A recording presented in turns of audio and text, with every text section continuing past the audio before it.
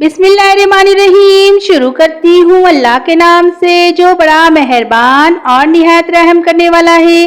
अस्सलाम वालेकुम व्यूअर्स, उम्मीद करती हूँ आप सब खैरियत से होंगे और दुआ करती हूँ आप जहाँ रहें खुश रहें आबाद रहें। आज हम बकरा ईद पे काम आने वाली चीजें पहले ही बनाकर रख लेंगे ताकि हमें आगे जाके कोई मुश्किल ना हो। तो चलिए गाइस, टाइम जाया किए बगैर हम इसको बनाकर रख लेते हैं।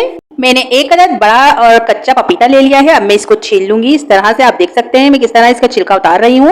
ये थोड़ा सख्त होता है लेकिन गाइस इसका छिलका जो है उतारना जरूरी है और इसको कट कर लिएगा। तो गाइस ये देखिए मैंने इसको कट कर लिया है और उसके बाद मैंने धो लिया था ताकि कड़वाहट वगैरह सब निकल जाए। और अब हम इसको ब्लेंड कर लेंगे। तो मैंने जो है जूसर ब्लेंडर में इसको डाल दिया है और इसके साथ में थोड़ा सा पानी ऐड करूंगी।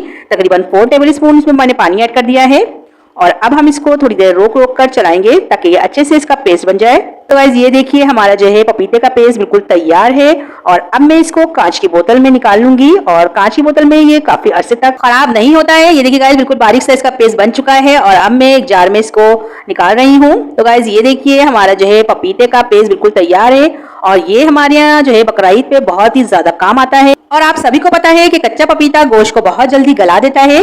ये देखिए गाइस मैंने सारा कच्चा पपीता पीस कर और इसको जो है कांच के जार में भर लिया है और ये तकरीबन 1 महीने तक महफूज रहेगा। अब मैंने हरी मिर्चें ली हैं और इस तरह से इनकी डंडी जो है मैं अलग कर लूंगी। आप देख सकते हैं ये आधा पाव मैंने हरी मिर्चें ली हैं और हमें डंडी नहीं चाहिए इसमें। तो गाइस ये देखिए मैंने सारी डंडियां इसकी हटा दी हैं और इनको अच्छे से धो लिया था और जग को भी मैंने धो लिया था ताकि इसमें जो है पपीते वगैरह का जायका ना आए हरी मिर्चों में। और ये देखिए मैंने इसमें थोड़ा सा पानी ऐड करा है और इसको भी हम अच्छे से ब्लेंड कर लेंगे।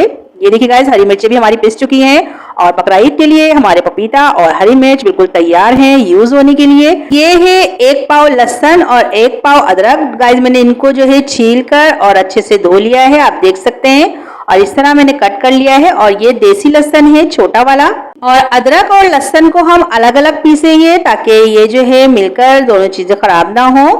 ये देखिए गाइस मैं अदरक को पहले पीस रही हूँ और आधा गिलास हम इसमें पानी ऐड कर देंगे और मशीन को थोड़ा रोक रोक कर चलाएंगे। और गाइस मैंने इसमें ½ टीस्पून नमक ऐड करा था। नमक ऐड करने से ये कभी भी ग्रीन नहीं होगा। ये देखिए गाइस हमारी अदरक जो है पिस चुकी है बहुत अच्छे से है और अब मैं इसको कांच के एक जार में निकाल रही हूँ। गाइस कांच के जार में भी ये काफी अरसे तक सही रहते हैं तो इसीलिए आप लोग भी कांच के जार में ही रखा करें। और ये देखिए मैंने इसको धो लिया है। अब मैं इसमें लहसुन ऐड कर दूंगी और लहसुन ऐड करने के बाद भी मैं इसमें आधा गिलास पानी डालूंगी, ज्यादा हम पानी नहीं यूज करेंगे। और गाइस इसमें भी मैंने ½ टीस्पून नमक ऐड करा था और ये देखिए मैं पानी ऐड कर रही हूँ। और पानी ऐड करने के बाद हम ढक्कन को बंद करके और मशीन को रोक रोक कर ही चलाएंगे। ये देखिए गाइस ये अच्छे से पीस चुके हैं और अब हम इसको भी कांच के एक जार में निकाल लेंगे।